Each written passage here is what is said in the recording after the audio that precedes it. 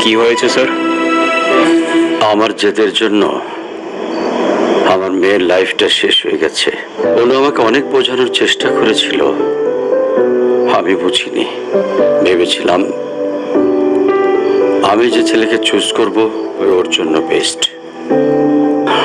চাকরি, সরকারি চাকরিজীবী দেখে ভেবেছিলাম মেয়ের লাইফটা অ্যাটলিস্ট সিকিউর থাকবে। এটা ভাবিনি চাকরি থাকলেই ভালো মানুষ হয় না। এর পরপরই আমার মেয়ের উপরে অমানসিক অত্যাচার শুরু করে। তারপর পরে আমি আমার মেয়েকে আমার বাড়িতে নিয়ে চলে আসি। ওদের ডিভোর্সও হয়ে গেছে।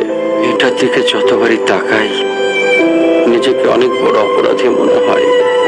আফসোস, তারপর থেকে মেয়েটা আমার সঙ্গে একটা কথাও বলেনি।